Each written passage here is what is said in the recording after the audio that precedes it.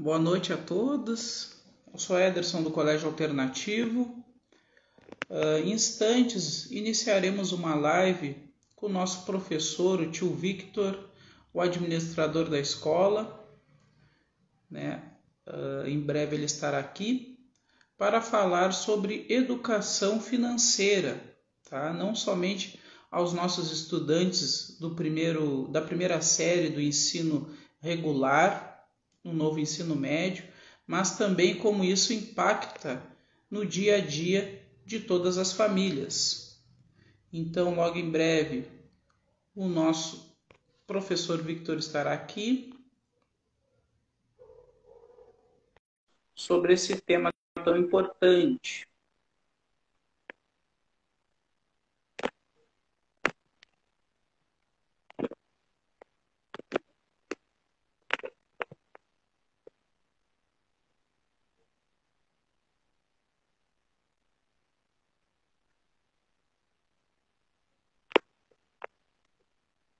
Boa noite a todos.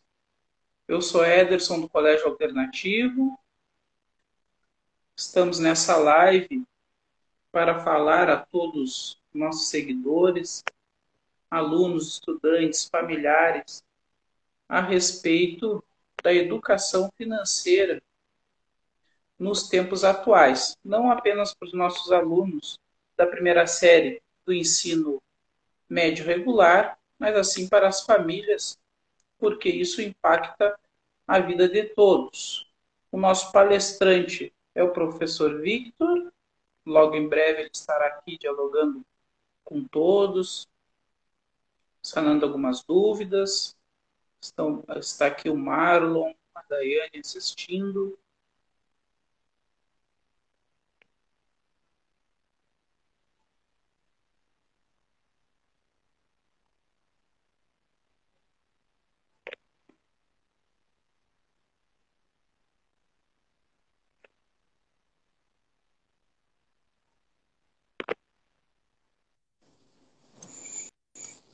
E já estou. Aqui está. Boa noite, professor. Boa noite, tio Ederson. Cá Então, estamos nós para mais uma ação ao vivo, a pedido de algumas famílias, para esclarecer um pouco sobre esta nova disciplina da educação financeira. Porquê a educação financeira? Qual é o objetivo da educação financeira? Acho que é importante esclarecer o porquê da necessidade dessa disciplina. Esse é o primeiro passo. Tá? Essa necessidade surge, não é apenas no Brasil, mas em todo o mundo. Tá? Nós temos um problema grave que ocorre em todo o mundo, que é, hoje, felizmente, as pessoas vivem mais tempo, não é? Portanto, existe uma perspectiva de vida muito superior e, ao mesmo tempo, aquilo que se verifica é que cada vez mais a natalidade diminui. O que é que isso quer dizer? Isso quer dizer que nós temos os casais com menos filhos. Hoje o normal ronda, não chega a 2 filhos por casal, 1, qualquer coisa. Isto estou a falar em termos mundiais. Tá? E isso representa a grande preocupação de todos os governos a nível mundial, é com o futuro da segurança social. Ou seja, quem vai pagar as aposentadorias no futuro? Então, prevendo que daqui por 30 anos as aposentadorias, se existirem, elas não cheguem para suprir as necessidades dos idosos, não é? E tendo em conta que as pessoas hoje vivem mais tempo do que viviam antigamente, só têm uma hipótese: ou aumentam a carga fiscal, o que é praticamente impossível na atualidade, na medida em que a carga fiscal existente na maior parte dos países e, em especial no Brasil, já é muito alta e até mesmo agressiva, né? Ou as pessoas têm de criar condições para poderem suprir essa falta que o Estado vai ter de, não tem como suportar. E daí criar-se a educação financeira. Claro que isso é um dos motivos. Há muitos outros motivos. Tá? Pelo facto, por exemplo, e porquê hoje falar-se em educação financeira? Porque aqui há uns anos atrás, né, era apenas o homem que trabalhava, a mulher trabalhava, entre aspas, trabalhava na rua. O homem era o que trabalhava na rua, a mulher estava em casa a criar os filhos. Se calhar trabalhava tanto ou mais que o homem, porque criar 5, 6, 7 filhos, como era na altura, acredito que fosse muito trabalhoso. No entanto, como era apenas o homem que ganhava, o dinheiro, falar-se de economia, era praticamente um tabu. Não é? Hoje já não é assim. Hoje, a maior parte dos negócios de grande vulto, as grandes empresas, têm gestoras, portanto, a mulher conseguiu conquistar de uma maneira muito forte o seu espaço, e então há necessidade de se falar de dinheiro. Há necessidade de se conhecer as regras que inviabilizam o endividamento. Isto não estou a falar no Brasil, porque facilmente, com grande assiduidade se fala, 70% das famílias brasileiras estão endividadas. Isso não é só as famílias brasileiras, é em todo o mundo.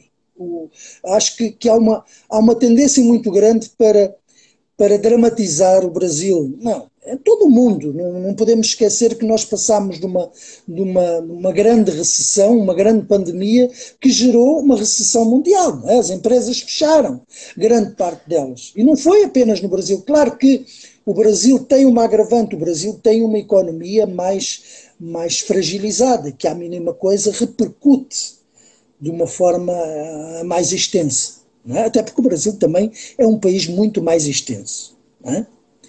Só que a preocupação da educação financeira tem a ver com 2 pontos. Primeiro, a criança hoje já faz parte, já tem outro, como é que eu vos posso dizer, o jovem de hoje é muito diferente do jovem de há 20, 30 anos atrás. As crianças hoje sabem e amadurecem muito mais depressa do que antigamente. Porquê? Porque também têm outro tipo de recursos. Antes, a criança passava as férias todas a andar de bicicleta e a jogar futebol. Hoje, a criança passa 90% do tempo num computador, sendo bombardeada de informação. Portanto, a criança hoje adquire um conhecimento de vida muito superior ao que tinha há uns tempos atrás. E isso faz com que ele se torne um membro participante nas decisões da família. E é importante que assim seja. Até porque o facto de se estar a utilizar a educação financeira no ensino médio tem a ver precisamente também com o facto de que em muitas famílias o aluno que chega ao ensino médio já superou em grau de ensino os seus próprios familiares. Portanto, se o aluno tiver conhecimento que o ajudem no seu relacionamento com a família, na parte financeira, porque a parte financeira, qual é o resultado de uma boa educação financeira? Essencialmente, o conforto familiar.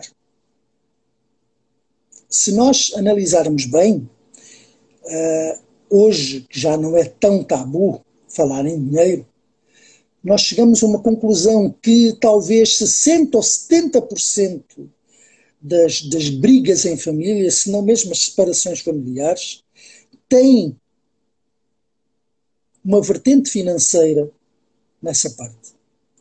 Portanto, a educação financeira e uma boa administração financeira em termos familiares, em termos pessoais, dá conforto à família, sem dúvida que sim. Portanto, é importante que a educação financeira esteja hoje a ser trabalhada nas escolas. É muito importante. Porquê? Porque é importante que o aluno, desde cedo, tenha a noção do verdadeiro valor do dinheiro. Tá? É muito fácil para uma criança ver um anúncio na televisão e dizer ao pai, compra. E muitas das vezes o pai diz não compro e a criança fica a pensar que o pai não compra porque não quer. E às vezes o pai não compra porque não pode. Porque não é o momento propício. Porque aquilo que essa criança quer até pode vir a ter, mas requer uma outra ginástica. Requer um outro planejamento para que esse pai possa satisfazer a necessidade da criança. Isso é muito importante que as crianças compreendam logo desde o início todo esse conjunto de regras. É muito importante, principalmente num país em que as taxas de juros são tremendamente abusivas, que a criança saiba que, por vezes, esperar, ela consegue ter mais do que teria naquele momento se os pais adquirissem. Portanto, a educação financeira nada mais é do que uma outra visão, uma outra perspectiva de encarar a vida económica. Não tem como objetivos políticos, a educação financeira não tem objetivos políticos, não tem como objetivos combater a riqueza, nem se tornar rico. Até porque a educação financeira diz que a verdadeira riqueza se traduz não em dinheiro, mas em conforto. Não é preciso ter muito dinheiro para se ter conforto. Pode-se ter conforto sem se ter dinheiro. E o que é o conforto? O conforto é a felicidade. Não é? E nós, muitas das vezes, nós adultos, que já somos mais, enfim, castigados pela vida, quantas vezes nós compramos coisas por uma questão de impulso? Quantas vezes nós fomos levados num determinado ambiente a comprar algumas coisas e no fim de fazer a compra, no dia seguinte olhamos para aquilo e dizemos, eu não precisava de fazer isto, não precisava ter comprado isto. Não era assim tão necessário. Ora, se nós fazemos isso, é porque não estamos devidamente cientes do que é a educação financeira. Portanto, este é o objetivo, é nas escolas nós podermos trabalhar como eles podem organizar o seu futuro, como eles podem planejar os seus sonhos. Tá? Não é como é que ele pode realizar a viagem. Não. O que é que ele precisa de fazer para realizar essa viagem dos sonhos? Não é dizer assim, como aqui há uns tempos um pai me perguntou, professor, mas isso não será uma forma de tentar ensinar os jovens a viver na pobreza? Não. Não. Isso é uma forma de se tentar ensinar os jovens a não viver com a corda no pescoço, como se costuma dizer, a poder ser felizes, a poderem planejar para conseguirem ter as coisas a longo prazo, sem, no entanto, serem obrigados a prescindir daquilo que lhes é extremamente necessário. Esse é o objetivo. O objetivo desta live, eu julgo que estou a tentar de uma forma sucinta esclarecer qual é o objetivo desta disciplina. Obviamente que isto acontece, infelizmente que acontece, mas acontece não no Brasil, acontece em todo o mundo. Talvez no Brasil seja um pouco mais grave essa situação, porque no Brasil a discrepância social é maior. Existem gente muito rica e gente muito pobre. Né? Em alguns países talvez não seja tanto assim. No entanto, isto acontece em todo o mundo. Acontece em todo o mundo. E existem países mais em que acontece de forma ainda mais grave que acontece no Brasil. Não é? Mas o objetivo é precisamente que as pessoas não cheguem a um ponto da vida delas em que o descontrole seja tão grande que elas já não saibam o que fazer. E por causa do descontrole económico, algumas famílias se desfazem. Algumas pessoas recorrem ao desespero em atitudes desesperantes, como a agressividade, como o alcoolismo, como, enfim, são dramas sociais que muitas das vezes são vivenciados apenas por um fator. Como nós dizemos, é um provérbio muito antigo, casa onde não há pão, todo mundo ralha e ninguém tem razão. Aquilo que nós tentamos, que o Estado brasileiro tentou fazer quando implementou a educação financeira, é precisamente fazer com que as pessoas consigam conviver com as suas limitações financeiras, mas ao mesmo tempo que consigam também evitar de cair naquelas esparrelas do compra agora e pague daqui por 6 meses, não precisa de pagar agora, compra em 10 vezes sem juros, é tudo muito bonito, tudo muito belo, o cartão de crédito é ótimo, mas um dia a conta chega. E quando essa conta chega, alguém grita de desespero. Então o objetivo é isso, é criarem-se rotinas para que as pessoas não comprem por impulso, para que as pessoas aprendam a negociar, para que as pessoas não saibam, não caiam nesse tipo de falácias comerciais. Não é? Hoje nós sabemos que grande parte do marketing é feito por psicólogos, precisamente com o objetivo de entrar na mente humana e produzir maiores efeitos, não é?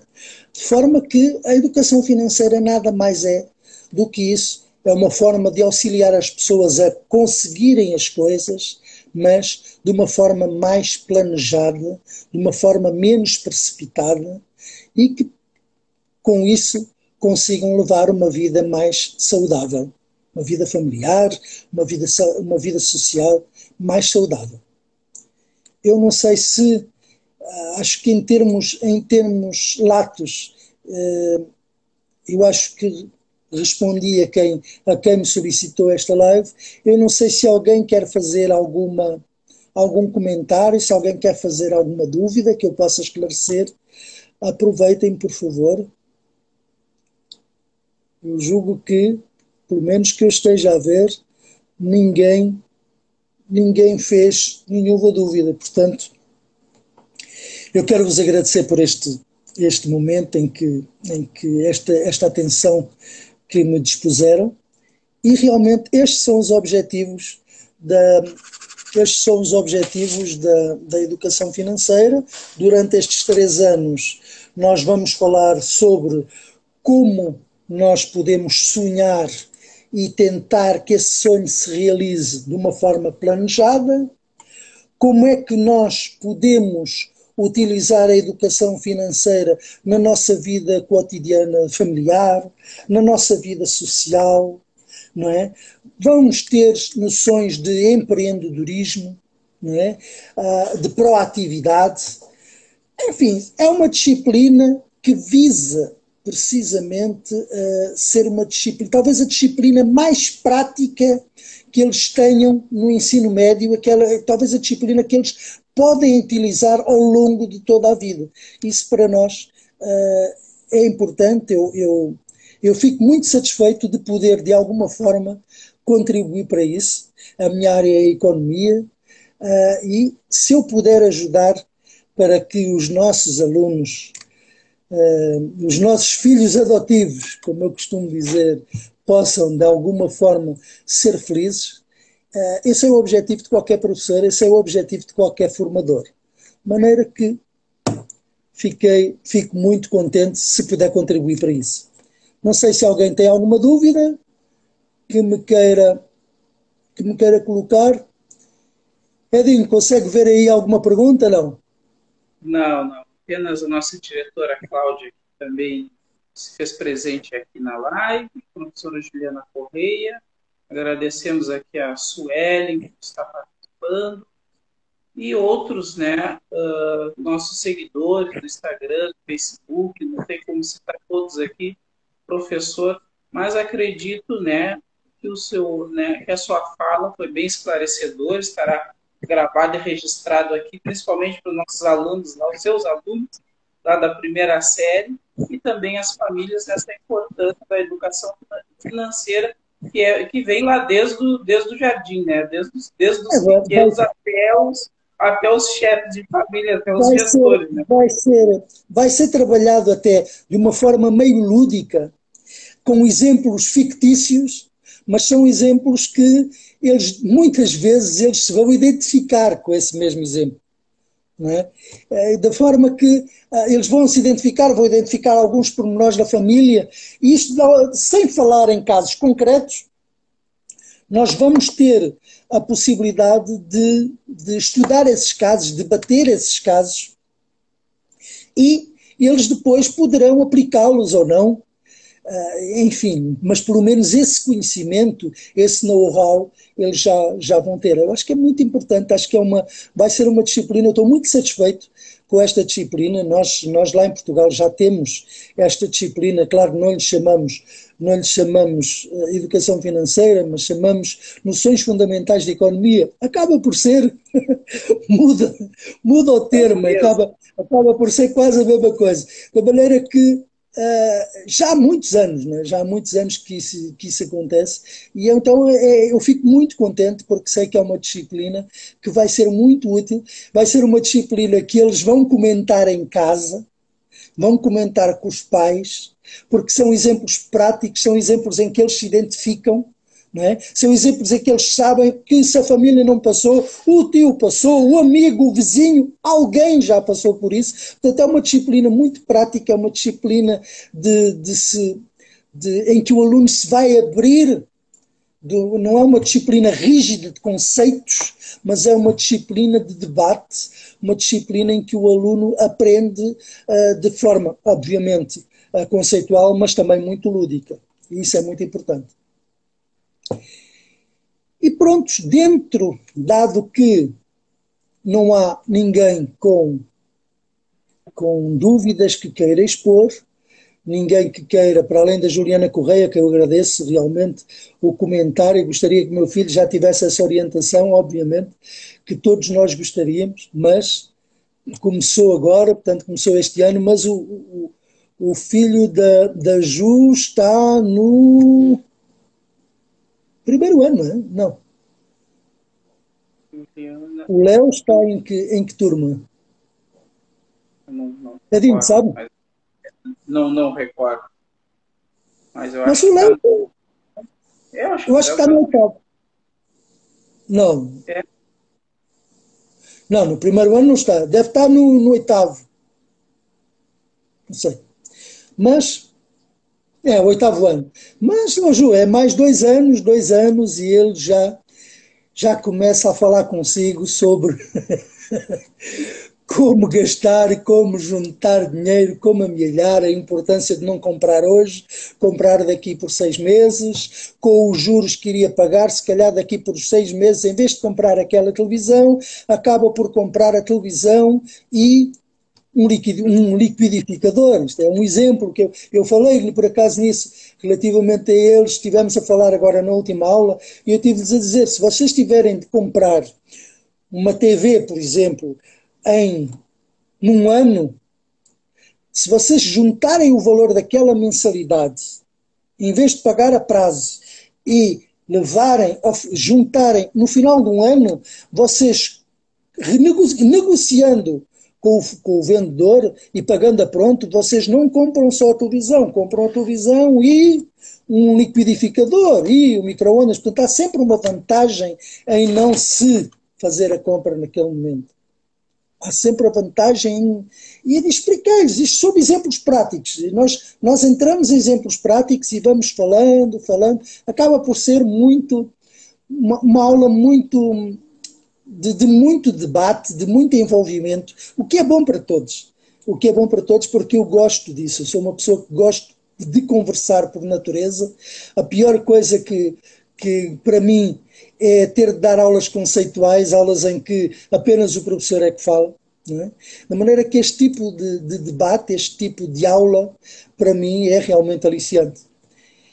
Assim sendo, e porque está praticamente na hora de jantar, eu desejo a todos então um bom apetite para o vosso jantar, uma boa noite, um descanso e, do fundo do coração, muito obrigado a todos aqueles que tiveram a paciência para me ouvir ao longo deste tempo em que eu estive aqui no ar para falar convosco. Mais uma vez, muito obrigado e até uma próxima oportunidade. Tedinho, é consigo.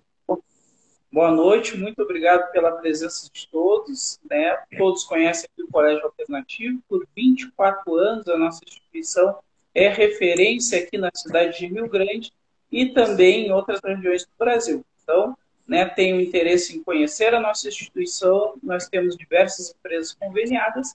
Entre em contato comigo no 3232-7116. Agradeço a todos também, professor, e até a próxima live. Tchau, tchau. Boa noite. Bom, muito obrigado.